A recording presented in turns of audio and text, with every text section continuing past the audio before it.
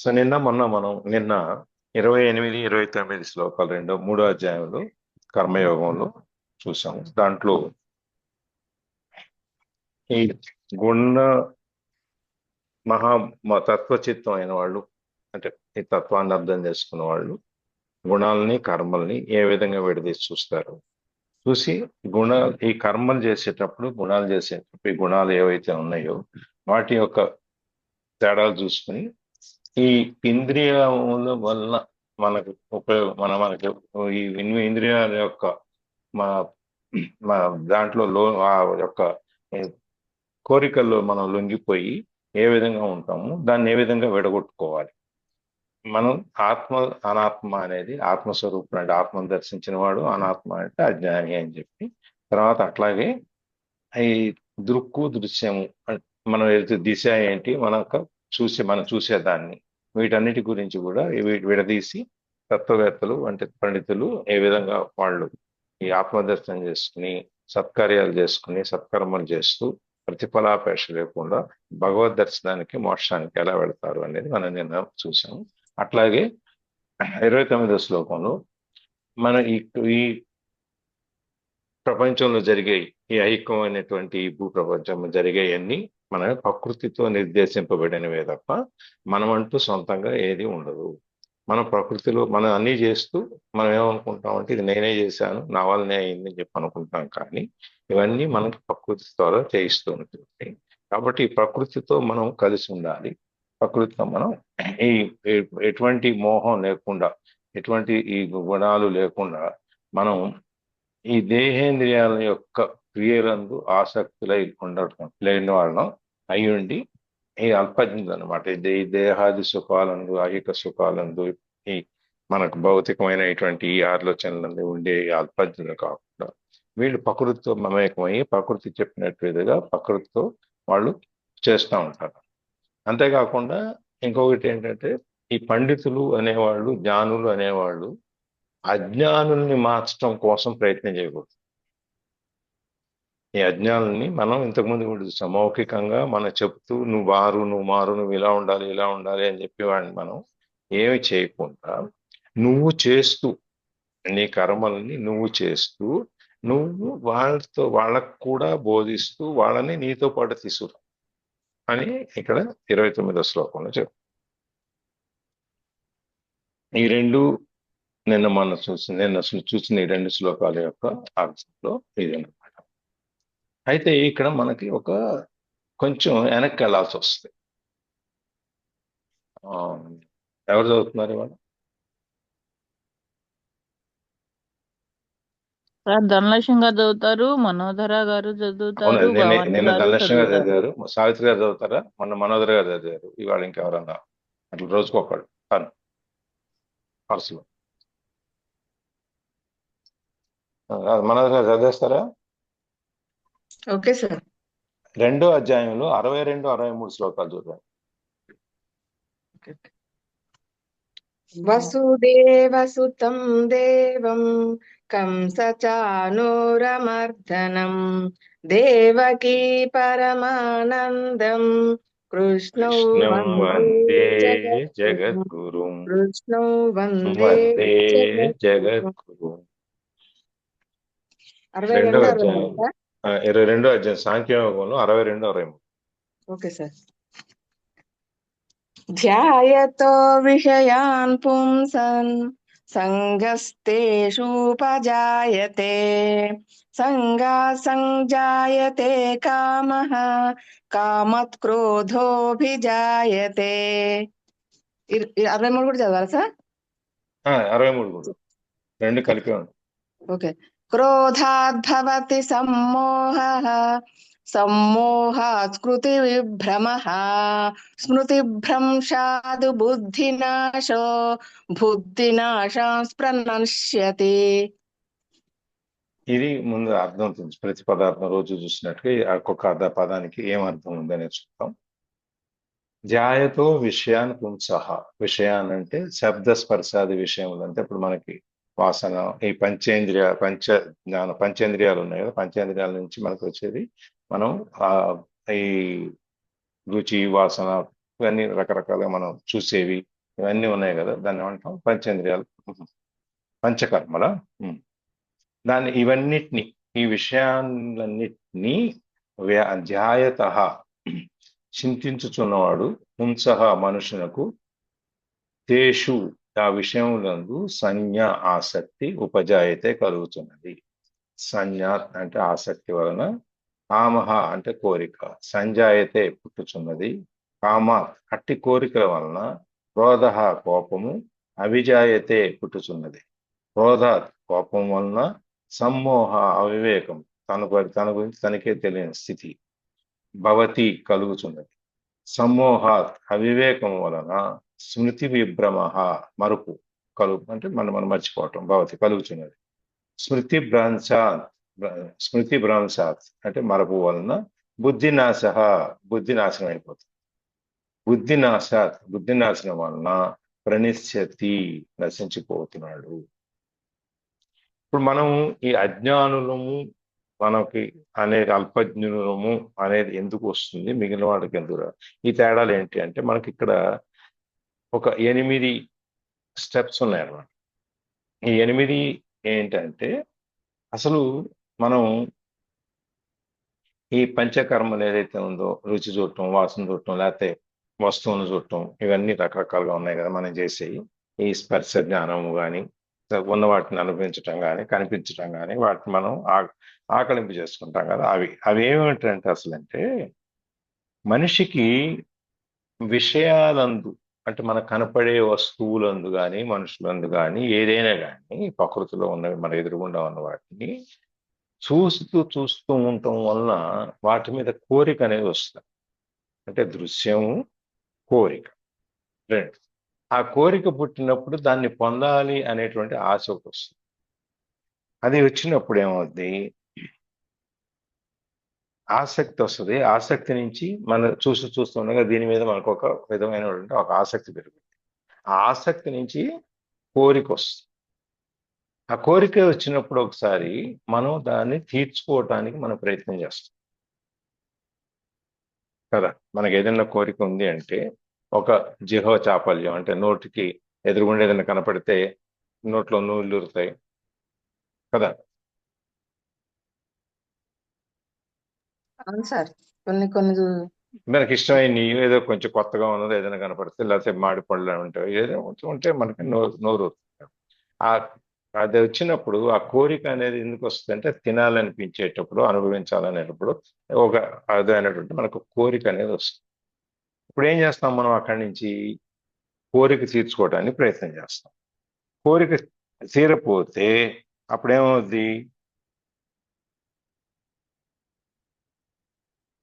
మన కోరిక తీరు. ఇప్పుడు మన ఇంట్లో మంచిగా బొంబాయి రవ్వ ఉప్మా మనం చేయకుండా ఇంకా ఏదో చేశారనుకోండి, ఏమవుతుంది, మీ కోరిక ఏంటి, బొంబాయి రవ్వ. మీకు ఇంకోటి ఏదో చేస్తే ఏమవుతుంది, మీకు ఏమవుతుంది, మీకు కోరిక తీరదు, కోపం వస్తుంది. కోపం వస్తుంది. తినాలనిపించదు సార్. తినాలనిపించదు, కోపం వస్తుంది. ఉమ్. ఆ కోపం వచ్చినప్పుడు ఏం చేస్తాం మనం, నానా మాటలు మాట్లాడతాం, అంటే మనం నోరు మర్చిపోతాం. పారేసుకుంటాం, నోరు మనం మర్చిపోతాం. పారేసుకుంటాం. అదే మరి మనం మర్చిపోతాం. మర్చిపోయిన స్థితిలో మనం ఏం చేస్తాము, ఆ వివేకం అంటే మర్చిపోయిన స్థితిలో ఇక మనకి వివేకం, బుర్ర ఏం చేస్తున్నాం ఏంటి అనేది ఏం పని చేయకుండా ఆ మరపు అనమాట. అంటే మర్చిపోతాం, మనం మర్చిపోయి మనం ఏం చేస్తున్నాం అనేటువంటి మన విషయాన్ని మనం పోయి మనం ఏం చేస్తాము, బుద్ధి నాశ, మనకున్న బుద్ధి నాశనం అయిపోతుంది. నాశనం అయిపోయిన తర్వాత, బుద్ధి నాశనం అయిపోతే ఏమైపోతుంది, దానివల్ల జరిగే వివేకాన్ని కోల్పోతాము, విసిరేస్తాము, కొట్టటము, తిట్టటము, నోటికి వచ్చినన్ని మాట్లాడటం, ఇవి అన్ని. ఎందుకంటే మనం ఏం చేస్తాం, మనం తెలియదు, మన స్పృహలో లేము, ఇవన్నీ మనం చేస్తాం. వీటి వలన మనకు చివరికి జరిగేది ఏంటంటే మనం నాశనం. కాబట్టి మనిషి వీటిల్లో చిక్కుకుని, వీటిలో 8 రకాలైనటువంటిది, ఒకటి విషయాన్ని చూడటం, రెండవది ఆసక్తి, మూడవది కోరిక, నాలుగవది కోపం, ఐదవది అవివేకం. ఆరోది మనని మర్చిపోవటం, అవివేకం వలన మనం మర్చిపోవటం. ఏడోది మర్చిపోవటం. ఎనిమిదోది బుద్ధి నాశనం, దాంతో సర్వనాశనం. ఈ రకంగా 8 రకాలైనటువంటి స్టేజెస్ లో మనం ఈ స్థితుల్లో మనం మానసికంగా మనకి మార్పులు జరుగుతాయి. అసలు ఇదంతా ఎక్కడ స్టార్ట్ అయింది? ఆ విషయాన్ని చూడటం వలన, పదే పదే చూడటం వలన దాని మీద మనం ఆసక్తి మాకు పెంచుకోవటం. ఇదే కావాలి, మాకు ఇదే మా- కావాలి అని మాకు ఇదే కోరిక వల్ల కుదిరింది. అది మాకు అది కాదు, ఆకలి కోసం ఏదో ఒకటి చేస్తున్నారులే అని సంస్కారపూరితంగా ఆలోచన చేస్తే గొడవే ఉండేది కాదు. ఉండేది కాదు. ఉమ్, అలా కాకుండా అది కోరిక. మామూలుగా ఏంటంటే ఎట్లా జరుగుతుందంటే, ఏమైనా టిఫిన్ ఏం చేయమంటారు అని అడిగారు అనుకోండి, వాళ్ళు ఏదో చెప్తారు. టీ తాగుతారా, కాఫీ తాగుతారా అని ఆయన పాపం ఆలోచించి టీ తాగుతానే. నేను కాఫీ తాగుదాం అనుకున్నానండి, నేను కాఫీ పెడతానే ఇద్దరికి, మళ్ళీ టీకి ఒకసారి కాఫీ ఒకసారి నేను పెట్రోల్సుకున్నప్పుడు అడగడం ఎందుకు సార్? మెల్లకుండా కాఫీ తీసుకొచ్చి ఇవ్వక. ఇస్తే గొడవ ఉంది. అంతే కదా. మీకు కాఫీ తాగండి, మీకు టీ పడదు, లేకపోతే టీ పొడి అయిపోయింది, లేకపోతే మీకు పంచదార వేయాలి, మళ్ళీ ఇవన్నీ ఎందుకు వచ్చిందిలే అని చెప్పి నేను కాఫీ తీసుకొస్తాను. సరే ఈ పాప అమాయక మొగుడు, సరే ఏదో ఒకటి, ఇది అడగటం ఎందుకు, ఇప్పుడు మీరు ఏమైనా ప్రశ్నలన్నీ వస్తాయి, బట్ అడగటం ఎందుకు, మళ్ళీ ఆమెకి ఇష్టం వచ్చింది ఏమిటి ఎందుకు, అదే తెచ్చిస్తే సరిపోయేది కదా అని చెప్పి, ఈ విధంగా మనం కోరికల్ని మనం ఏమండి చాలా ఇది బాగుంది, ఇది ఇలా వస్తుంది, చాలా ఉంది, ఇప్పుడు మనమే ఒక వస్తువు కొనడానికి వెళ్ళాము, ఆ వస్తువు మీద మనకి ఏదో ఎక్కడెక్కడో చూసి చూసి చూసి అందరి దగ్గర మనకు ఒక కోరిక పుట్టింది, కొనడానికి వెళ్ళాము, వాడి దగ్గర లేదు. ఇంకో 4 షాపులు తిరిగాము, లేదు. ఇంకా అప్పుడు ఏమవుతుంది, మనకి కోపం వస్తుంది. సరే కోపం వచ్చినప్పుడు పక్కన ఉండేది ఈయనే కాబట్టి ఆ కోపం అంతా అక్కడ చూపించేస్తాము, బజార్లో గొడవ అయిపోతాయి, ఇంటికి వస్తారు, ఎడమొహం పెడమొహాలు కూర్చుంటారు. సార్ వాడి ఇది దగ్గర కోపం రాదు సార్. ఉమ్, హాలిడేస్ మనకు తెలిసినప్పుడు మీరు పలాంది తెప్పిస్తారని షాప్ వాళ్ళని అడిగి ఇంటికి వస్తారు. అవన్నీ కానప్పుడు. సో ఈ విధంగా మనం ప్రతిదానికి మన మనసుతో ఒక బంధాన్ని ఏర్పరచుకుంటాం మనం చూసిన వాటి మీద.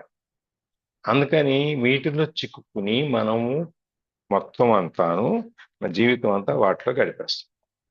ఈ 8 కారణాల్లో నుంచి మనం బయటపడితే మనం కూడా జ్ఞానుల కింద లెక్క. అల్పజ్ఞులు ఎందుకంటారంటే మనం వీటిలో చిన్న చిన్న వాటికి మనం చిక్కుకుని మన యొక్క ప్రశాంతతని, మన ఆత్మని, మన ఆత్మశాంతిని, లేకపోతే మనం తెలుసుకునే దాన్ని ఇవన్నీ వదిలేసి పైన ఉన్న వాటిని, బాహ్యమైనటువంటి వాటిని, ఎదురుగుండా కనపడే వాటినే మనం ఇదే ప్రపంచం, ఇదే అంతా అనుకుని మనం దీంట్లో బతికేస్తాం. అందుకని జ్ఞానులు అనేవాళ్ళు వీటిల్లో నుంచి ఈ సంసార బంధాల్లో కానీ, ఇట్లాంటి దృశ్య సంబంధమైన శబ్ద సంబంధమైన విషయాల్లో కానీ వాళ్ళు దూరం. వాళ్ళు మొదట్లోనే కట్ చేసేసుకుంటారు. అది ఈ 28, 29 శ్లోకాలు మనం చూసింది. 30లోకి వెళ్దాం. చదవాలా సార్? ఉమ్. మయి సర్వాణి కర్మాణి సన్యస్యాధ్యాత్మచేతసా నిరాశీ నిర్మమో భూత్వా యుధ్యస్వ విగతజ్వరః. సర్వాణి కర్మాణి అంటే సర్వకర్మలయందు, సమస్త కర్మలయందు, మయి నాయందు, ఆధ్యాత్మ చేతస ఆధ్యాత్మ చిత్తముతో, అంటే ఆత్మయందు నెలకొనిన మనసుతో, అంటే అంతర్దర్శనం చేసుకుని మనం చూసుకున్న దాంట్లో, సన్నస్య సమర్పించి, నిరాశీహి అంటే ఆశ లేని వాడవును, నిర్మమః మమకారం లేని వాడువును, భూత్వ అయి, విగత జ్వర సంతాపరహితుడవై, యుద్ధస్య యుద్ధము చేయుము. వీళ్ళు కురుక్షేత్రంలో ఉన్నారు. రెండు వైపులా పాండవ సేన, కురు సేన మోహరించింది. ఈయనేమో యుద్ధం చేయనని కూర్చున్నాడు. మధ్యలో ఆగారు. ఆగిన తర్వాత నువ్వు చేసేది నువ్వు కాదు, అన్ని నేనే చేయించేదని చెబుతూ, అయినా ఎక్కడెక్కడ ఏ విధంగా చేయాలని చెబుతూ యుద్ధం చెయ్యి, ఇవన్నీ వదిలేసి నువ్వు అని చెప్తాడు. ఇక్కడ ఏంటంటే మయి సర్వాణి కర్మాణి, సమస్త కర్మలను నా యందు ఆధ్యాత్మ చిత్తముతో సమర్పించి, ఆశ గాని మమకారం గాని లేనివాడై, నిశ్చింతగా యుద్ధం చేయు అని చేయమని చెప్తున్నారు. ఆధ్యాత్మ చేతస అంటే జనులలో చాలా మంది యొక్క చిత్తము ప్రాపంచిక భావములతో దృశ్య వికారంతో నిండి ఉన్నది. మనం అందరం ఇప్పుడు మనం చెప్పుకున్నట్టు 62, 63 శ్లోకాల్లో ఎట్లా చెప్పారు అనుకుంటే మనం అందరం కూడా ఈ మనుష్య ప్రపంచం ఎంత ఈ ప్రపంచంలో ఉన్న మనుషులందరూ కూడా చుట్టూ కనపడే వాటి మీద వినపడే వాటి మీద మనకు అనుభవంలో ఉండే వాటి అన్నిటి మీదనే మనం కేంద్రీకరించి ఉంటాం. అంతేగాని మనం ఎక్కడ దీంట్లోంచి బయటికి రావాలి ఇది వద్దు అని చెప్పి అనుకోం.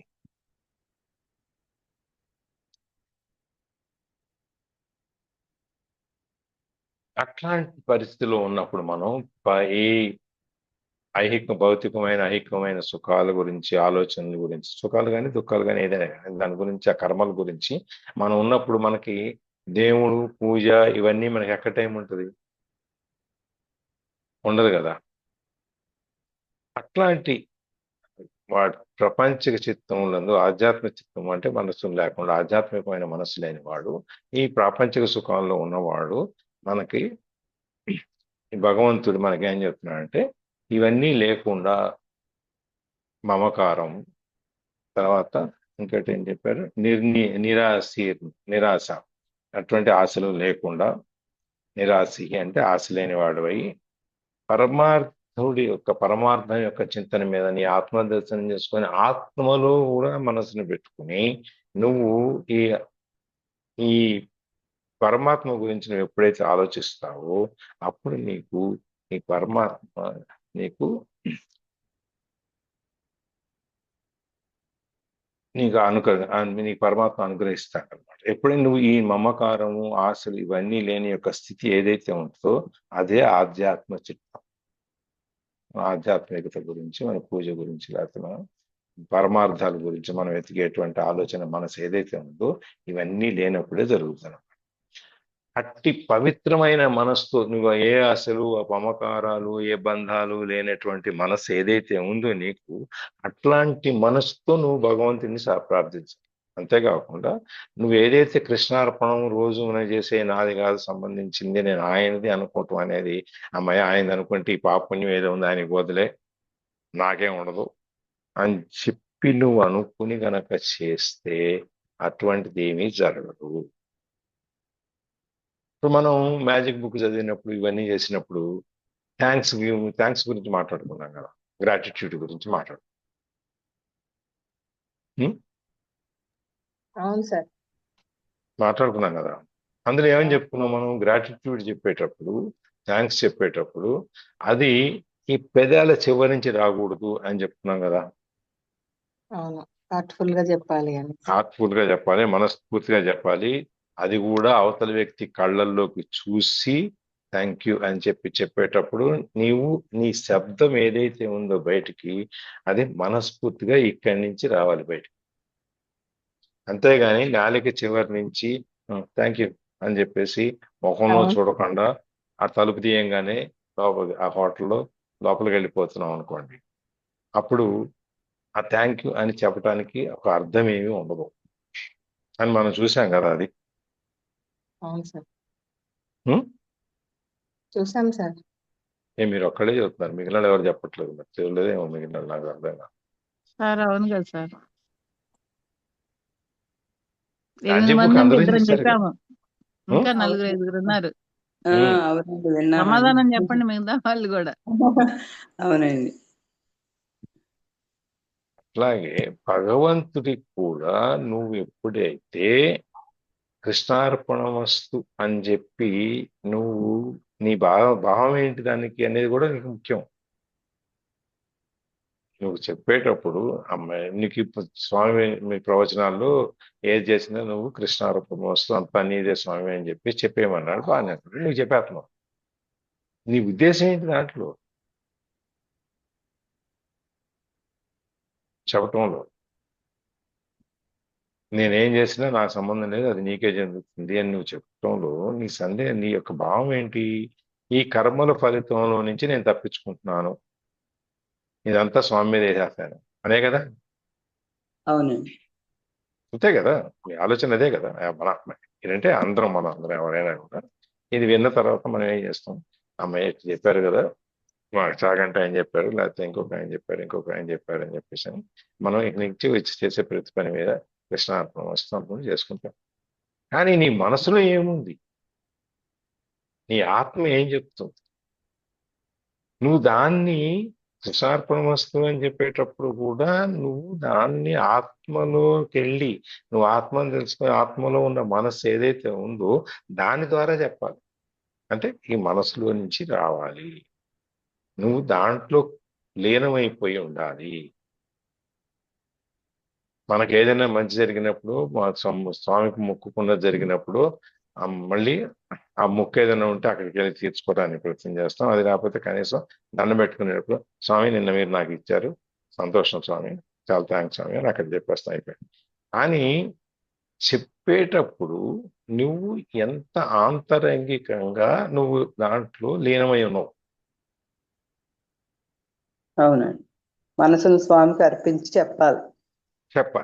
మనస్ఫూర్తిగా నువ్వు ఆయనకి శరణాగతి చేసి నీ మనసులో నుంచి ఉన్నదాన్ని హృదయపూర్వకంగా లోపల ఉన్న ఆత్మలోనే ఉన్నటువంటి దాని నుంచి బయటికి తీసుకొచ్చి చెప్పాలి.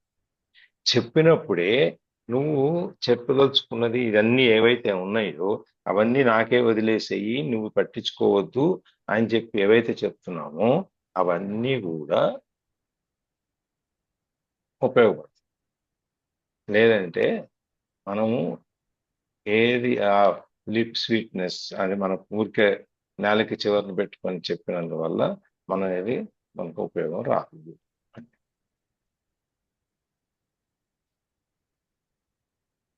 మనం ఈ సర్వాణి కర్మాణి అని చెప్పడం వల్ల ఒకటి రెండు కర్మలు కాదు, నువ్వు చేసే ప్రతి పని.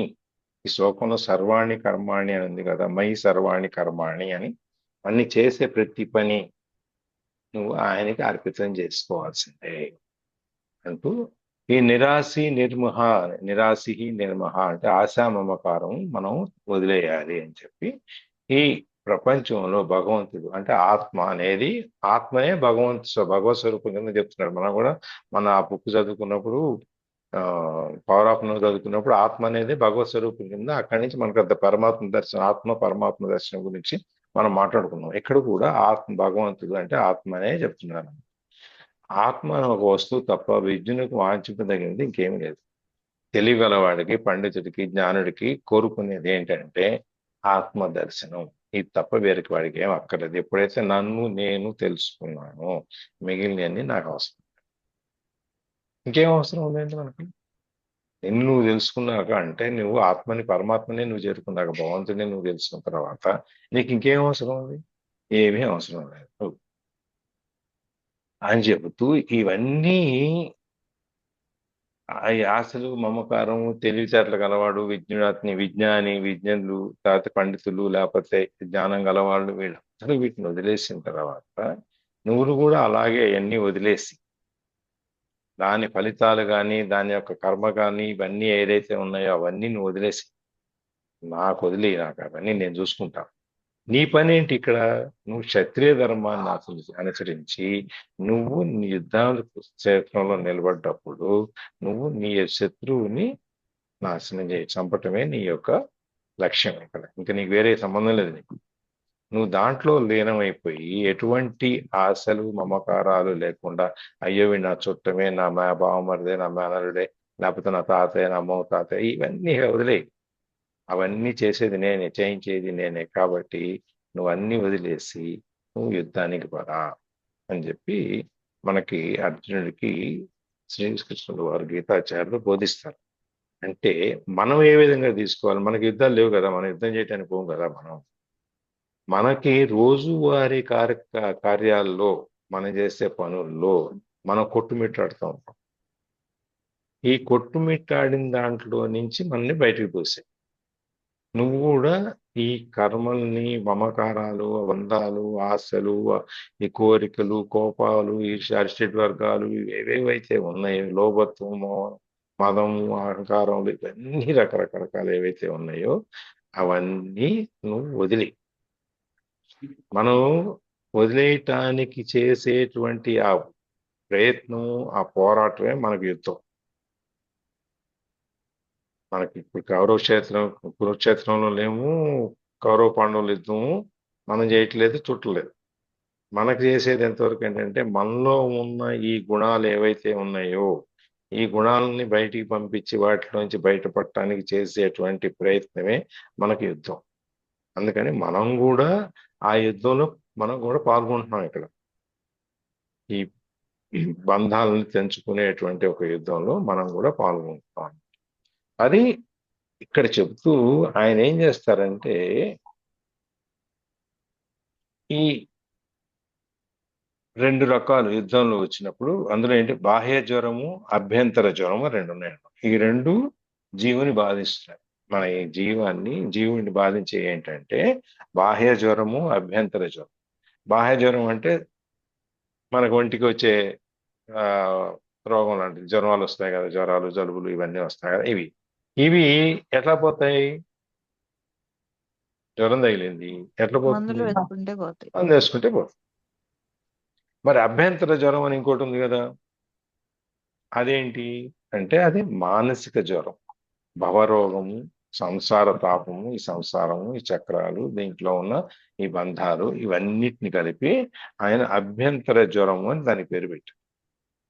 ఈ జ్వరం మానసిక, ఇప్పుడు శరీర జ్వరం అని శరీరానికి వచ్చిన జ్వరం తగ్గించుకోవడానికి ఎలా అయితే మనం మందులు వాడామో, ఈ అభ్యంతర జ్వరము అంటే మన భావోద్వేగాలు, సంసారము, ఈ ఎమోషన్స్, అటాచ్మెంట్స్ ఇవన్నిటిని పోవటానికి 4 రకాల స్టెప్స్ చెప్తున్నారు ఆయన. ఈ 4 అంచెలు ఏంటి అంటే, ఒకటి ఆధ్యాత్మ చిత్తమును కలిగి ఉండవలను, అంటే ఆత్మయందు దైవమందు లగ్నమైన మనస్సై ఉండవలను. మన మనస్సు ఎంతసేపు ఆత్మతో లగ్నమై ఉండాలి, అంటే నిన్ను నువ్వు లోపలికి చూసుకునే పరిస్థితిలోనూ ఉండాలి. అదే దైవముతో మనం లింక్ అయి ఉండాలన్నమాట. రెండోది నిర్మల చిత్తముతో కూడుకుని సమస్త కర్మలను వాని ఫలితములను భగవంతుడికి అర్పణ చేయడం. ఒకటి ఆత్మతో అనుసంధానంగా, రెండోది నిర్మల చిత్తము అంటే మనకి శుద్ధమైన మనస్సుతో. ఇటువంటి నిర్మలంగా అంటే ఇప్పుడు ఒక నది ఉందనుకోండి, నిండుగా ఉందనుకోండి, చెరువు నిండుగా ఉండి ఏమి కదలకుండా చలనం లేకుండా ఉంటుంది కదా, అక్కడ ఏమి చెత్త చెదారాలు ఏమి ఉండదు, నిర్మలంగా ఉంటుంది, మలినాలు ఏమి ఉండవు. ఎటువంటి మాలిన్యము, ఎటువంటి చెడు, ఎటువంటి దురాలోచనలు లేనటువంటి ఒక శుద్ధమైన మనసుతో, పరిశుద్ధమైన మనసుతో నువ్వు నాకు అర్పణ చేసుకో. రెండోది. మూడోది ఆశ. మనకున్న ఈ ఆశలు ఏవైతే ఉన్నాయో దాన్ని వదిలేయి. నాలుగోది మమకారం, బంధాలు, బాంధవ్యాలు ఇవన్నీ వదిలేయి. ఈ 4 మెట్లు మనం గనక సాధించుకోగలిగితే మనం అప్పుడు ఈ వేషజాలు ఏమీ లేకుండా ఉంటే విగత జ్వరుడు అని లాస్ట్ లో వచ్చింది చూడండి, యుద్ధస్వ విగత జ్వర. అంటే ఇవన్నీ ఏమీ లేకుండా వీటన్నిటిని పట్టించుకోకుండా మనం ఈ భవబంధాలు ఇవన్నీ వదిలేసి, లేకపోతే ఇప్పుడు మనం ఈ శారీరకమైన జ్వరం వచ్చింది అవన్నీ వదిలేస్తే మనకి ఎట్లా ఉంటుంది? ఇవన్నీ పోయింది, మన జ్వరం తగ్గిపోయింది, అన్ని తగ్గిపోతే మనం ఎట్లా ప్రశాంతంగా మన శాంతంగా ఉంటాము. అదే విధంగా నువ్వు విగత జ్వరం పూర్తిగా తొలగగలదని అర్థం. గత అని చెప్పకుండా ఇక్కడ విగత అంటే విగత జీవుడు అంటాం చూసారా. మన విగత జీవుడు అంటే ప్రాణం లేనివాడు, శవాన్ని విగత జీవుడు అంటాం. అట్లాగే ఇక్కడ కూడా నువ్వు ఈ శారీరకమైనటువంటి కష్టాలని, బాధల్ని అన్ని వదిలేయి. ఆశలు, మమకారాలు, బంధాలు, భవయాలు ఇవన్నీ వదిలేసి నువ్వు ప్రాణం లేని యొక్క మనిషి ఎలా ఉంటాడో నువ్వు కూడా ఈ కోరికలు, బంధాలు ఏమి లేని ఒక వ్యక్తిగా నువ్వు తీర్చిదిద్దుకున్నందువల్ల నీకేమవుతుందంటే ఈ జనన మరణాలు, సంసార ప్రవాహాలు, ఈ గర్భ నరకాలు ఇవన్నీ తీసేస్తే ఈ లోపల ఉన్న జ్వరం ఏదైతే ఉందో మనకి ఇప్పుడు చెప్పినవి ఇవన్నీ ఏదైతే ఉన్నాయో అవన్నీ తీసేస్తే నువ్వు ఈ మానసికంగా ఆత్మని నువ్వు దర్శించిన వాడివై, ఆత్మను చూసిన వాడివై, నువ్వు ఆత్మదర్శనం చేసుకున్న వాడివై, నువ్వు భగవంతునితో ఆనందంగా నువ్వు కలవటానికి నువ్వు చేసే కార్యక్రమాలు ఏవైతే ఉన్నాయో అవన్నీ కూడా ఆయన నువ్వు నిర్మలమైన మనసుతో ఈ బంధాలన్నీ వదిలేసి ఈ 4 స్టెప్స్ ఏదైతే ఉన్నాయో 4 రకాలైనటువంటి ఔషధాలు మనకి ఇది మనకి అభ్యంతర జ్వరం అని చెప్పాం కదా. అభ్యంతర జ్వరం అంటే మనసుకు పట్టుకుంది. ఆ మనసుకి ఉన్న అభ్యంతర జ్వరం పోవటానికి ఈ 4 మందులు అనమాట.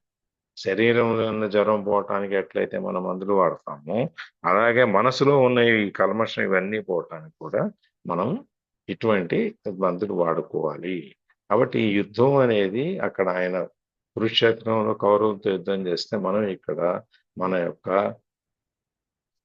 ఈ రోజువారీ బంధాల్లో నుంచి మనం యుద్ధం చేసి బయటికి రావాలి అని చెప్పి ఈ శ్లోకంలో స్వామి చెబుతున్నారు. సార్ ఇప్పుడు పెళ్లి చెప్పండి. చేసుకొని కర్తవ్యాలన్నీ నెరవేరుస్తూ కూడా భగవంతుడికి దగ్గర కావచ్చు కదా సార్? అవును కావచ్చు, కాదేగా ఆ, చెప్పేది ఆయన. ఆ, నువ్వు సంసారంలోకి వెళ్ళిన తర్వాత సంసార పరంగా నువ్వే కర్మలు చేయాలో అవన్నీ చెయ్యి. ఆ చేసేటప్పుడు నువ్వు నీవు ఇది దైవం నాకు ఇచ్చిన అవకాశము నేను చెప్పి నిర్మలమైనటువంటి చిత్తంతో అంటే మనసుతో ఎటువంటి ఆ ఉద్రేకాలు ఎటువంటి కోపతాపాలు ఇవన్నీ ఏమీ లేకుండా మనకు అదే కదా చెప్తాడు. నేను ఈ వంట చేస్తున్నాను, ఇది నా కుటుంబానికి ఉపయోగపడుతుంది, నా కుటుంబంతో ఆరోగ్యంగా ఉంటుంది అని ఆలోచనతో చేయమనే కదా చెప్తాడు మనకి మ్యాజిక్ బుక్ లో కానీ మిగిలిన వాటిలో కానీ. ఏ పని చేసినా మనం ఆ పని వలన 10 మందికి ఉపయోగపడుతుంది అనుకుని నువ్వు మనస్ఫూర్తిగా మొత్తం ఎప్పుడైతే చేస్తావో అప్పుడు నీకు ఆ దాని యొక్క ఫలితం ఏదైతే ఉందో అది వస్తుంది. మనం ఏ భావంతో అయితే వంట వండుతున్నామో లేకపోతే ఏ భావంతో అయితే పని చేస్తున్నామో ఆ భావం గనక సక్రమంగా లేకపోతే, ఆలోచన గనక సక్రమంగా లేకపోతే దాని నుంచి వచ్చే ఫలితం కూడా సక్రమంగా ఉండదు. పాడు అంట పొద్దున్నే తయారైంది నాకు నా ప్రాణానికి లేవాలి, లేచి వంట వండాలి, ఈ పెట్టాలి, వీళ్ళందరికి డబ్బాలు కట్టివ్వాలి, ఈ గోల నాకు ఒక్కదానికే వచ్చింది, ఇదంతా నాకు అని మనం వండామనుకోండి, మనలో ఉన్న ద్వేషము కోపము ఏదైతే ద్వేషం లేకపోయినా కనీసం కోపము చికాకు ఇవన్నీ ఆ ఆహారంలో కూడా వెళ్తాయి. ఆహారంలో నుంచి ఎవరైతే తింటారో వాళ్ళకు కూడా అవే వస్తాయి. అందుకని ఆ ఇంట్లో ఎప్పుడు అరుపులు కేకలు పోట్లాట్లు ఇవే ఉంటాయి. అదే మనం వండేటప్పుడు చేసేటప్పుడు నాకు ఒక అవకాశం వచ్చింది, నేను ఇటువంటి చేస్తే నేను ఇంతమందికి వాళ్ళ భోజనం దొరుకుతుంది, వాళ్ళు పని చేసుకుంటారు, వాళ్ళందరూ పని చేసుకోవటం వల్ల ఇంతమందికి ఉపయోగపడుతుంది, ఆయన ఆఫీస్కి వెళ్ళి పని చేస్తే 10 మందికి ఉపయోగపడుతుంది, 10 మంది సంతోషంగా ఉంటారు, ఆయన సంతోషంగా ఉంటాడు, నా సంసారం బాగుంటుంది, నా పిల్లలు బాగుంటారు, నేను బాగుంటాను, అందరికీ మంచి మేలు జరుగుద్ది అని ప్రశాంతమైనటువంటి చిత్తంతో మనసుతో నువ్వు గనక ఆ కార్యక్రమం వంట అనే కాదు ఏదైనా నువ్వు ఏ పని చేసినా కూడా ఇప్పుడు ఇంటి ఆఫీసులో కూర్చొని ఆ సంతకాలు పెట్టేటప్పుడు నేను ఈ సంతకం పెడుతున్నాను, ఈ సంతకం పెట్టడం వల్ల ఒక ప్రాజెక్ట్ తయారవుద్ది, ఆ ప్రాజెక్ట్ తయారైతే ఇన్ని లక్షల ఎకరాలు వ్యవసాయం తడుస్తాయి, వ్యవసాయం అవుతుంది, ఇంతమంది దాంట్లో బతుకుతారు, ప్రాజెక్ట్ కట్టేటప్పుడు ఇంతమంది బతుకుతారు, నా ఒక్క సంతకం వల్ల ఇంతమందికి ఉపయోగం జరుగుతుంది అని మంచి జరుగుతుంది అని ఆలోచిస్తూ చేస్తే దాని ఫలితం అట్లాగే ఉంటుంది. అలా కాదు ఈ సంతకం పెడితే నాకు ₹1,00,00,000 ఇస్తాడు లంచం, ఈ ₹1,00,00,000తో నేనే నీ ఆలోచన ఇస్తే నీ ఆలోచన రెండో వైపుకి. అందుకని మనం చేసే కర్మలకి 2 పార్శ్వాలు ఉంటాయి, 2 వైపులా ఉంటాయి. నువ్వు ఏ వైపు తీసుకుంటున్నావు అనేది నీ ఇష్టం. కర్మ సిద్ధాంతంలో కూడా మనకి చెప్పేది ఏంటంటే నువ్వు ఏదైతే ఆలోచిస్తావో నీ మనసులోకి ఏదైతే ఒక ఆలోచన వచ్చిందో ఆ ఆలోచన వల్ల వచ్చి అది నువ్వు కర్మ చేసినట్లే. ఆ కర్మ చేస్తే ఏ ఫలితం వస్తుందో నీకు ఆలోచన వచ్చినా కూడా అదే ఫలితం వస్తుంది. ఇవాళ మనం ప్రోగ్రామ్ చేసుకున్నాము, ఇవాళ ప్రోగ్రాంలో పొద్దున్నే ఇది మధ్యాహ్నం ఇది ఇక్కడికి వెళ్ళాలి, సాయంత్రం వెళ్ళి ఫ్యామిలీతో మనం సినిమాకి వెళ్ళాలి అన్నీ అనుకున్నాం. కానీ సాయంత్రం సినిమాకి వెళ్ళడానికి అవ్వలేదు. కాబట్టి నేను సినిమాకి వెళ్ళడానికి అవ్వలేదు కాబట్టి సినిమాకి వెళ్ళటం వల్ల వచ్చే కర్మ ఫలితం ఏదైతే ఉందో అది నాకు రాదు అనుకోవడానికి వీల్లేదు. నువ్వు ఎప్పుడైతే మనసులో నీకు ఆలోచన వచ్చిందో నీ ప్రోగ్రాం అంతా రోజంతా ఏదైతే చేయాలని చెప్పి నువ్వు అనుకున్నావో వాటి యొక్క కర్మల ఫలితం అనేది నీ బుక్లో నీ అకౌంట్లో రాసేసారు, అయిపోయింది.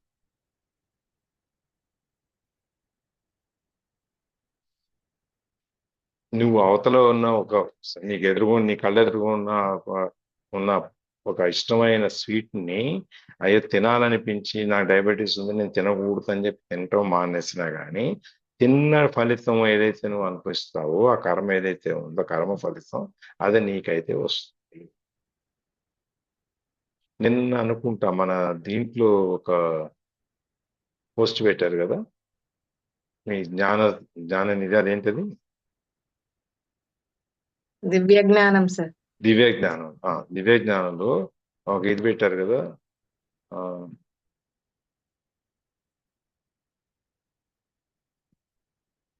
ఒక పోస్ట్ పెట్టారు దివ్య జ్ఞానంలో, నేను చూశాను. అదేంటంటే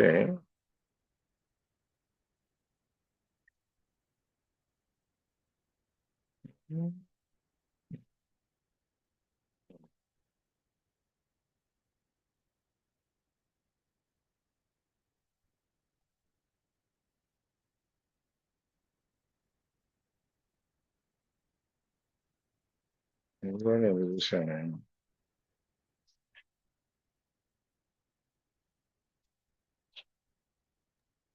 saying sir, I'm thankful for all, అదేనా? అదేదో చూశాను నేను. సరే, ఓకే, మాట దాంట్లో మనం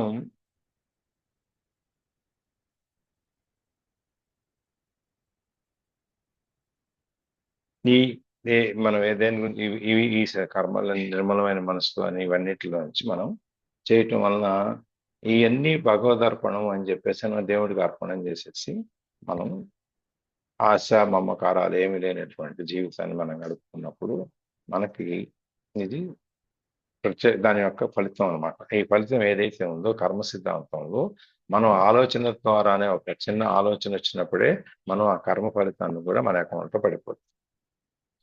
కాబట్టి దాన్ని ఎక్కడ మనం దేన్ని కూడా మనం ఈ విధంగా ఉండాలి ఆ విధంగా ఉండాలి అట్లా అని చెప్పి మనం అనుకునేటప్పుడే చూసుకొని జాగ్రత్త అనుకోవాలి.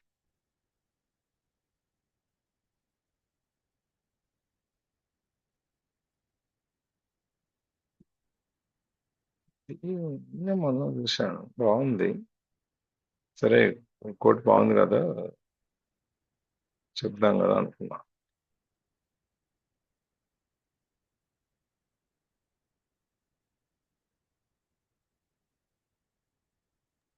హనుమాన్ చాలీసా సార్? కాదు కాదు కాదు కాదు, ఇది ఒకటి చూడండి, వెనక్కి వెళ్తే ఒక బుక్ తీసి ఫోటో పెట్టారు చూడండి. మోకాలుకి సంబంధించిన సమస్యలు వస్తే, నీ ప్రాబ్లమ్స్ వస్తే అది ఎందుకు వచ్చి ఉంటాయి? మొండిగా ఏర్పరచుకున్న ఇగో మరి గర్వము, ఎలా కావాలంటే అలా పరిస్థితులకు వంగలేకపోవడము, దృఢత్వము లేదా భీష్మించుకుని కూర్చునే తత్వము, దేన్ని ఒప్పుకోకపోవడం, ఇట్లాంటి మనస్తత్వం ఉన్న వాళ్ళకి మోకాలు నొప్పి వస్తాయి. అవును, మనం అది అదే మన బుక్ అదే గుర్తుందా మీకు, కరుణ గారు, రోగాలన్నీ ఎట్లా పోవాలని చెప్పి ఒక 20-30 పేజీలు మనం ఎప్పుడైపోద్దాం కూడా అనుకున్నాం. Heal power your of life mind. Sir. Heal, అదే మీ ఆరోగ్యం మీ చేతుల్లోనా సార్? మీ ఆరోగ్యం మీ చేతుల్లో అంటే ఆ బుక్ ఇంగ్లీష్ లో అది ఈ బుక్, అది ఈ బుక్ దే సార్, హీల్ యువర్ హెల్త్. ఇప్పుడు పెట్టింది దాందే. అవును, అది దాంట్లో మనం ఒక్కొక్క దానికి ఒక్కొక్క మన మానసికమైనటువంటి ఆలోచన ఏదైతే ఉందో దాని వల్ల మనకి ఇదిగో మనకి ఎంతసేపు కోపం ఇవన్నీ ఉన్నాయి అనుకోండి, వాళ్ళ మీద ఎవరి మీద ద్వేషం అవన్నీ అనుకోండి, దానివల్ల మన కడుపు నొప్పి, ఎసిడిటీ ఇవన్నీ వస్తాయి. ఈ విధంగా రకరకాలైనటువంటి చెవి వినపడకపోవటానికి లేకపోతే కనపడకపోవటానికి ఇట్లా రకరకాలైనటువంటి ఏవైతే ఉన్నాయో అవన్నీ మన యొక్క మనస్సులో ఆలోచన, అంటే దాని యొక్క కర్మలో. మనకు ఆలోచన మంచిది ఉంటే మన ఆరోగ్యం బాగుంటుంది, ఆలోచన మంచిది రాకపోతే ఆరోగ్యం చెడిపోతుంది.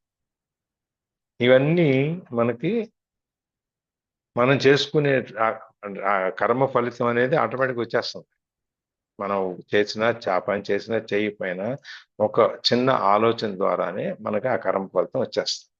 అందుకని చెప్పి మనం ఇవన్నీ వదిలేసి ఆత్మదర్శనంతో ఆత్మచింతనతో ఉండి మనం పూర్తిగా ఆత్మను తెలుసుకుని దాంట్లో నుంచి ఈ కర్మల్లో నుంచి మనం బయటికి రావాలి. ఆశపడితేనే కదా నీకు దాని మీద కోరిక పుడితే అనిపించినట్టు నీకు దాని యొక్క కర్మ ఫలితం వస్తాయి. అసలు ఆశ లేకపోతే దాని గురించి చూసామో వెళ్ళిపోయాము, అయిపోయింది. దాని గురించి నీకు మనసులో ఎటువంటి ఆలోచన రాలేదనుకోండి, ఆలోచన రాకపోతే ఇంకేముంది? లేకపోతే ఒక పెద్ద పక్కింటి వాళ్ళు అవతల ఎదురుంటారు సందులో ఎవరింటికి వెళ్ళాము, వాళ్ళ ఇంట్లో చాలా పెద్ద బంగ్లా ఉంది, 15 బెడ్రూమ్లు ఉన్నాయి, ఆ ఇల్లంతా ఎంతో బ్రహ్మాండంగా డెకరేట్ చేసింది, నాకు కూడా ఇల్లు అంటే అంటే నువ్వు ఆ ఇంట్లో వాళ్ళకి ఆ ఇల్లు ఉంది, అంత బాగుంది, నాకు లేదు అని చెప్పంటే వాడికి ఉన్న దాని మీద నువ్వు అసూయ పడుతున్నావు అన్నమాట. అసూయ పడేటువంటి కర్మ ఫలితం ఏదైతే ఉందో అది మనకు వచ్చేస్తుంది. అదే వాళ్ళ అదృష్టవంతులు మంచి బాగా అనిపిస్తున్నారు, బాగా సంతోషంగా మనం కూడా పక్క వాళ్ళ ఇంట్లో ఏదైనా ఫంక్షన్ జరిగినా కూడా మన ఇంట్లోనే జరిగితే మనం ఏ విధంగా సంతోషిస్తామో అదే విధంగా పక్క వాళ్ళ ఇంట్లో ఫంక్షన్ జరిగినా కూడా మనం సంతోషించగలగాలి. తన మ్యాజిక్ బుక్ లో కూడా వచ్చింది. ప్రతిదీ కూడా ఎవరింట్లో జరిగినా ఇది మన ఇంట్లోనే జరిగింది అని మనం కూడా దాంట్లో నీలమయ్యి దాంట్లో మనం ఒక భాగస్థులం అయినప్పుడే మనం కూడా దాన్ని ఎంజాయ్ చేయగలుగుతాం, ఆనందించగలుగుతాం, సంతోషించగలుగుతాం. లేకపోతే అక్కడ ఉన్నంత సేపును మనం లోపల కుణుకులుకుంటూనే ఉంటాం. ఆ కుణుకోవటం వల్ల ఏమవుద్ది, శరీరం పాడైపోతుంది, ఆరోగ్యం పాడైపోతుంది.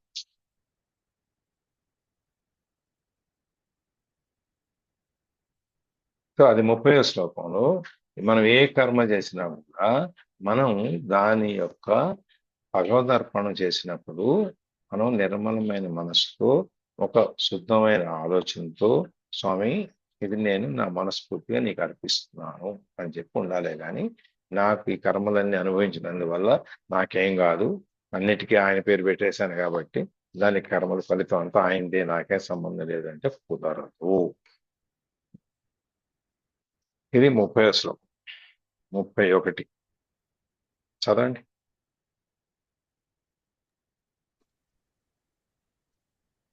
ఏమే మతమిదం నిత్యం అనుతిష్ఠन्ति మానవాః శ్రద్ధావంతో న సూయంతో ముచ్యంతే తేపి కర్మభిః.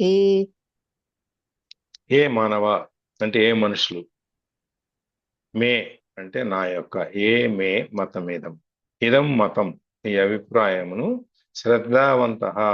శ్రద్ధావంతులను అనసూయాంత అసూయ లేని వారును అయి నిత్యము ఎల్లప్పుడూ అనుతిష్టంతి అనుసరించుచున్నారు, తే అపి వారు కూడా కర్మభిహి కర్మల చేత ముచ్యంతే విడవబడుచున్నారు. ఏ మనుషులైతే శ్రద్ధావంతులు అసూయ లేని వారై నా అభిప్రాయములను ఎల్లప్పుడూ ఆచరణ ఉంచుతున్నారో వారును కర్మబంధము నుండి విడిపడుచున్నారు. అంటే ఈ పైన చెప్పినవి మనం ఇంతకు ముందు 30వ శ్లోకంలో చెప్పినవి ఇవన్నీ ఏవైతే ఉన్నాయో వాటిని నిష్కామ కర్మలతో ఎటువంటి ఫలితాన్ని ఆశించకుండా, ఎటువంటి ఈ దీని భావాలు లేకుండా ఎవరైతే దీన్ని ఈ ఆచరిస్తారో వాళ్ళు ఈ కర్మబంధం అనే దాంట్లో నుంచి బయటకు వస్తారు, దాంట్లో నుంచి విడిపోతారు అన్నమాట. ఈ కర్మబంధం తెంచుకుని బయటకు వస్తారు. మనం ఏ కర్మ చేసినా కూడా దాని గురించి పూర్తిగా సరిగ్గా తెలుసుకొని చేయాలి. అప్పుడు ఈ కర్మయోగం ద్వారా మనం ఈ కర్మని మనం భగవంతుడికి అర్పించడం ద్వారా మనం దాంట్లో నుంచి విముక్తులం అవుతాం. అనాసక్త కర్మాచరణ ద్వారా అంటే ఆసక్తి లేనటువంటి, ఎటువంటి దాని మీద మమకారాలు, ఎటువంటి ఆశలు, ఎటువంటి కోపతాపాలు ఏమీ లేకుండా ఏదైనా ఉంటే అది ప్రేమ ఒకటే, అభిమానం, అర్పణం, ఇటువంటి యొక్క ఈ స్థితిలో నుంచి కనుక మనం చేయగలిగితే అప్పుడు ఈ జ్ఞానయోగుల్లాగా ఎట్లయితే ఉన్నారో మనం కర్మయోగులు అవుతాం. జ్ఞానయోగులు అంటే జ్ఞానం తెలిసి వాళ్ళకి ఎన్ని ఉండి అన్ని సాధించి నన్ను ఆత్మదర్శనం చేసుకుని ఇవన్నీ ఉన్నవాళ్ళు వాళ్ళందరూ జ్ఞానయోగులు. దాంట్లో నుంచి మనం కర్మయోగుల కింద అవుతాం. నీ కర్మ ఏదైతే ఉందో, నువ్వు చేసే పని ఏదైతే ఉందో దాన్ని నువ్వు మనస్ఫూర్తిగా భగవంతు అర్పితంతో నువ్వు గనక చేస్తే నువ్వు కర్మయోగి అవుతావు. సో జ్ఞానయోగి అంటేనేమో చదువుకుని తెలుసుకుని దాంట్లో మర్మాన్ని అర్థం చేసుకుని ఆ ఆత్మ సత్సన చేసుకుని వీళ్ళందరూ జ్ఞానం. మనం దాంట్లో రాలేకపోయినా కూడా కనీసం మనం చేసే పని తిట్టుకోకుండా అరుచుకోకుండా, గుణుకోకుండా, ఏవి చేయకుండా మనం నిర్మలమైనటువంటి ఆలోచనతో, మనసుతో శుద్ధంగా ఉంచుకొని మనం ముందుకెళ్ళినప్పుడు మనం కర్మయోగులు అవుతాం అన్నమాట. ఈ ఎట్లయితే ఈ జ్ఞానయోగులు వాళ్ళ కర్మబంధాన్ని, ఈ చుట్టూ ఉన్న భావబంధాలన్నీ విడగొట్టుకొని వాళ్ళు పైకి వెళ్తారో, మనం కూడా ఈ కర్మయోగం ద్వారా మనం ఎటువంటి ఆశలు మమకారాలు లేకుండా మనం ఎట్లయితే మనం ఇవన్నీ మనం కూడా తెంచుకోవచ్చు. ఇది అంటే జ్ఞానయోగులు, కర్మయోగులు ఇద్దరు కూడా దీంట్లోనే ఉంటారు అన్నమాట. నిత్యము, ఇందులో ఇక్కడ పాయింట్ ఏం చెప్పాడు? నిత్యమనుతిష్టంతి. నిత్యము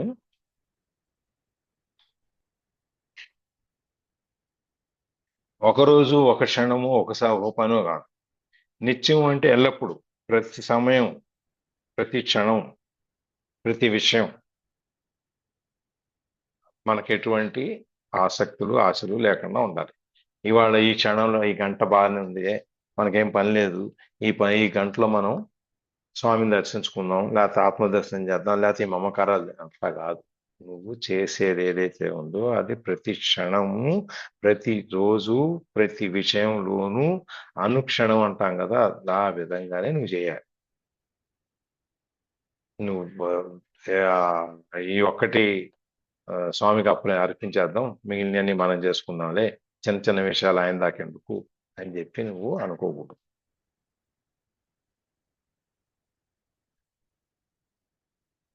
అనుష్ఠానం చేసేటప్పుడు కూడా 2 రకాలు ఉండాలి. ఒకటి శ్రద్ధ ఉండాలి దాని మీద. అనుష్ఠానం అంటే కర్మ అనుకున్నాం కానీ మన రోజువారీ చేసే పనులు భక్తితో చేసేదాన్ని అనుష్ఠానం అనుకుంటున్నాం. దాన్ని చేసేటప్పుడు మనకి 2 ఉండాలి. ఏంటది? శ్రద్ధ, తర్వాత ఈ బంధాలు ఏమీ లేకుండా మనం చేసే పని మీద శ్రద్ధ ఉండాలి, మనం చేసే కర్మ మీద, దాని మీద ఫోకస్ ఉండాలి, ఏకాగ్రత ఉండాలి. తర్వాత ఎటువంటి బంధాలకి మన లోబడి ఉండకూడదు. అంటే ఇప్పుడు మనం దీంట్లో కనుక చూస్తే మనకి ఎస్పెషల్లీ మన బాబా చరిత్రలో కనుక చూస్తే, షిరిడి సాయిబాబా చరిత్రలో శ్రద్ధ అండ్ సబూరి అని రాసుంటాయి ఆయన దగ్గర. శ్రద్ధ, సబూరి చూసారా, విన్నారా? సద్గురు సాయిబాబా రోజు ఈవినింగ్ వస్తుంది కదా ఈటీవీలో. సబూరి అంటే ఓర్పునా సార్? ఓపిక. ఓపిక. సో ఈ 2 మనకి ఆయన నా మీద శ్రద్ధ చూపించు, ఓపికతో చెయ్యి అని చెప్తాడు. అట్లాగే ఇక్కడ కూడా మనకి శ్రద్ధ ఉండాలి, నీకు దాని మీద ఎటువంటి బంధాలు ఉండకూడదు. ఇక్కడ చెప్తాడు అనమాట. నీకు అసూయ అనేది మనకి ఒక చీడ పురుగు లాంటిది. వేరుకి కింద భూమిలో వేరు కొట్టేస్తుంది చూసారా, వేళ్ళు కొట్టేస్తుంది. అట్లాంటి పురుగు అనమాట అసూయ అనేది. అందుకని అది మన యొక్క ఆలోచనల్ని మనం కొట్టేస్తా ఉంటాం. వేరు పురుగులాగా ఇది అసూయ అనేది మన మనసులో చేరి మనకి మనకు వచ్చే ఆలోచనలన్నీ చెడ్డ ఆలోచనలే వస్తాయి. ఎట్లా వస్తాయి? మందర, కైకేయి, ఇవన్నీ చూసాం కదా. నా కొడుకు, ఆమె పాపం కైకేయి ముందు రాముడు పట్టాభిషేకం అంటే ఆమె చాలా సంతోషిస్తుంది, కానీ మందర వచ్చి చెడగొడదు. అది లోక కళ్యాణం కోసం అనుకుని అది వేరే. మందర వచ్చి నీ కొడుకు కావాలి, కానీ నీకు అయితే నువ్వు ఎంతసేపు నువ్వు పినతల్లి అవుతావు, కానీ నువ్వు రాజుగారి తల్లి ఎందుకు అవుతావు, రాజమాత అవ్వవు కదా అని చెప్పి అది ఇది అని చెప్పేసి అని చెడగొట్టిన తర్వాత ఆమెకి అసూయ అనేది లోపల చేరుతుంది. ఆ అసూయ చేరటం వల్ల మందర లేకపోతే రామాయణమే లేదు. ఈ అసూయ అనేది ఎప్పుడైతే చేరిందో వెంటనే ఆమె మిగిలిన కార్యక్రమం అంతా మనకు తెలుసు ఏం జరిగింది అనేది. అందుకని ఈ అసూయ అనేది మన లోపల ఉన్న ఈ ఆధ్యాత్మికత ఏదైతే ఉందో, మన పుణ్యం, దాని గురించి, ఆత్మ గురించి ఇవన్నీ ఏదైతే మాట్లాడుతున్నామో దాన్ని నమిలేస్తుంది, దాన్ని చెడగొడుతుంది. అందుకని అది రానివ్వదు.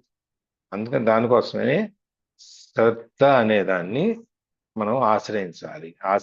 అసూయ వీటన్నిటిని ఆశ్రయించకుండా శ్రద్ధ అనే దాన్ని ఆశ్రయించి ఈ శ్రద్ధతో మనం ఆ ఆయుధాన్ని వాడి ఈ అసూయ అనే దాన్ని వెళ్ళగొట్టి మనం ఈ కర్మబంధంలోంచి బయటకు వచ్చేస్తే కర్మరాహిత్యం, దాంట్లోంచి ఎట్లా ఉపయోగపడుతుందో ఫలాభిలాష మనం దీంట్లో నుంచి ఏం వస్తుందా అనేటువంటిది వదిలేసుకుంటాం. ఇప్పుడు నేను భగవద్గీత చదువుతున్నాను, నాకు చాలా పుణ్యం వచ్చేస్తుంది కాబట్టి నేను అని చెప్పి అనుకుంటే ఆ ఫలితాన్ని నేను ఆశిస్తున్నాను. అట్లాంటిది ఉండకూడదు. అట్లా ఏమీ అనుకోకుండా నాకు చదివే అవకాశం వచ్చింది భగవంతుడా నీ కృతజ్ఞుడిని, అంతవరకే. నాకు చదివే అవకాశమే కాకుండా నలుగురికి చెప్పే అవకాశం నాకు ఇచ్చావు, సంతోషం. నేను నలుగురు నేర్పుతున్నాను, నాకు చాలా పుణ్యం వచ్చేస్తుంది. తప్పు. అందుకని ప్రతిఫలాపేక్ష రహితమై లేని వాడు అయి ఉండి ఎటువంటి ఫలితాన్ని ఆశించకుండా నువ్వు చేసినప్పుడు మానవ ఈ పరమార్థ సాధనలుకి జాతి మత కుల భేదాలు ఏమి లేవు. వీటిని సాధించటానికి నీకు ఎవరైనా చేయొచ్చు. మనం ధర్మపాదుడా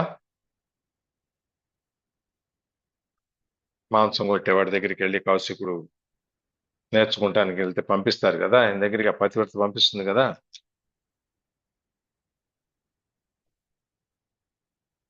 ఏమండి అవునండి, అవునండి, పంపిస్తాను. చెప్పరే మరి, పంపిస్తుంది కదా. నువ్వు ఇక్కడ కాదు నేను నేర్పని నీకు, నువ్వు అక్కడికి వెళ్ళి నేర్చుకొని పంపిస్తుంది. అవునండి, పంపిస్తే అప్పుడు ఆయన అక్కడికి వెళ్ళిన తర్వాత చూస్తాడు, ఏంటి మాంసం కొట్టుకొని మాంసం అమ్మేవాడు, జంతువులు చంపేవాడు నాకే నేర్పుతాడు అని చెప్పాను.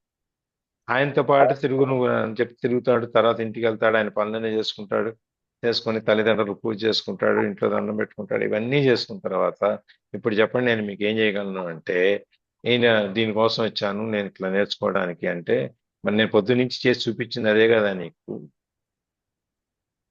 నువ్వు అది ఏం నేర్చుకున్నావు, నువ్వు దీన్ని చూడు, నేను ప్రతి నుంచి చేసిన దాంట్లో నేను ప్రతిదీను ఆయన నా వల్ల చేయించవలసిన కర్మ అని చెప్పి అనుకుని నేను మనస్ఫూర్తిగా అది చేసుకుంటూ వచ్చాను నేను. కాబట్టి నువ్వు ఏది చేసినా కూడా నీకు అసూయ, కోపం, ద్వేషం ఇట్లాంటివి ఏమీ లేకుండా నువ్వు మనస్ఫూర్తిగా ఎప్పుడైతే నువ్వు నిన్ను సమర్పించుకుంటావో నువ్వు ఈ కర్మబంధాల నుంచి నువ్వు విముక్తుడు అవుతావు, నీకు ఆత్మదర్శనం అవుతుంది, నువ్వు మోక్షం వస్తుంది అని చెప్పాను. అందుకని మనం ఏది చేసినా కూడా శ్రద్ధతో చేయాలి. ఎటువంటి భావబంధాలు మన మనసులో లేకుండా, కోపం అవ్వచ్చు, అసూయ అవ్వచ్చు, ద్వేషం అవ్వచ్చు, ఏదైనా అవ్వచ్చు, అవి ఏమీ లేకుండా ఎటువంటి ఫలాపేక్ష లేకుండా దానివల్ల ఫలితం రావాలి, ఈ ఫలితాన్ని నేను అనుభవించాలి అనేది లేకుండా నువ్వు ఎప్పుడైతే నువ్వు నీ కర్మల్ని నువ్వు ఆచరిస్తావో అప్పుడు నువ్వు భగవంతుని చేరుకుంటావు అనేది ఈ 31వ శ్లోకం. ఇవాళతో ఇక్కడ 31వ శ్లోకంతో ఇవాళ ఆపేద్దాం. రేపు 32, 33, 34 చూద్దామా? అలాగే సార్. టైం అయిపోయిందా? 6:25 అవుతుంది. Yeah, okay sir. 6:25, 26.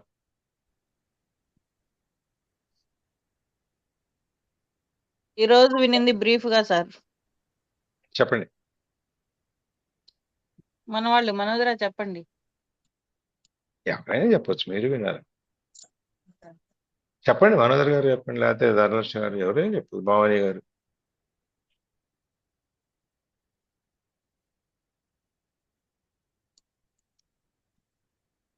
మనం ఏ పని చేసినా మనస వాచ కర్మణ అన్ని దేవుడికి సమర్పించి మనసు దేవుడి మీద లగ్నం చేసి చెయ్యాలండి. ఏ పని చేసినా మనం చేసిన ప్రతి పనిలోనూ ఇది నాలో ఉండి నువ్వే చేయించుతున్నావు స్వామి, ఇది నా బాధ్యత, నువ్వే నా యందుండి చేయించుతున్నావు ఈ పనులన్నీ, ధన్యవాదాలు చేయించినందుకు, అన్ని సక్రమంగా చేయించుతున్నావు, అన్ని నువ్వు చేయించడం వల్ల నేను చేయగలుగుతున్నాను, నువ్వు లేకపోతే నా వల్ల గడ్డి పరకు కూడా కదలదు, అన్ని ప్రతి పనిలోనూ నువ్వు ఉండి నాకు సహాయంగా ఉండి నాతో చేయించుతున్నందుకు థ్యాంక్ యూ అని చెప్పుకుంటా నేను ఏ పని చేసినా ప్రతి రోజు ప్రతి క్షణం అలా అనుకుంటానే చేస్తానండి.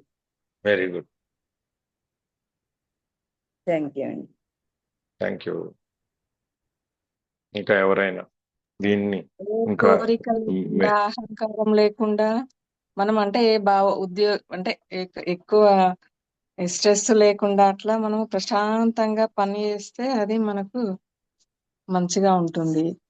ఇప్పుడు మామూలుగా మెషిన్స్, ఏదైనా మెషిన్ ఉందంటే అది మంచిగా కొత్తగా ఉన్నప్పుడు ఏ సౌండ్ లేకుండా అలా జరుగుతుంటాయి కదా సార్. ఏదైనా పోయిందంటే అదంతా సౌండ్ వస్తుంది. అట్లాగే మన మైండ్ కూడా ప్రశాంతంగా ఉన్నప్పుడు మంచిగా ఉంటుంది. అలజడి ఉన్నప్పుడే బాగా అది వేరే విధంగానే సమస్యలు, హెల్త్ ప్రాబ్లమ్స్ వస్తాయి.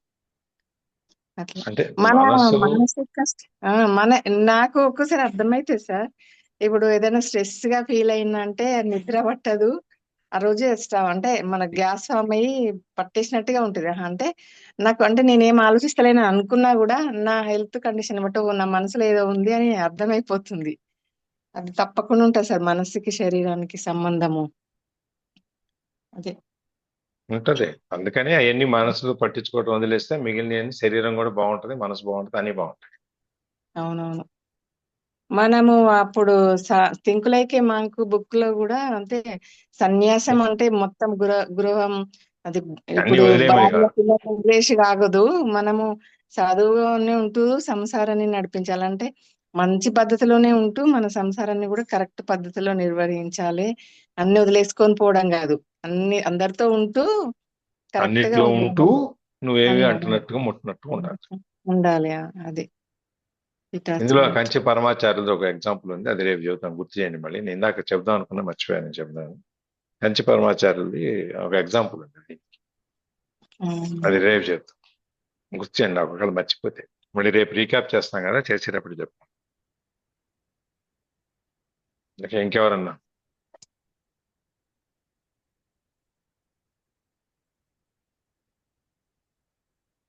కరుణ గారు చాలా బ్రీఫ్ గా. సార్ ఓకే ఓకే సరే, ఓకే, రైట్. రికార్డింగ్ ఆపేస్తాం. Okay sir.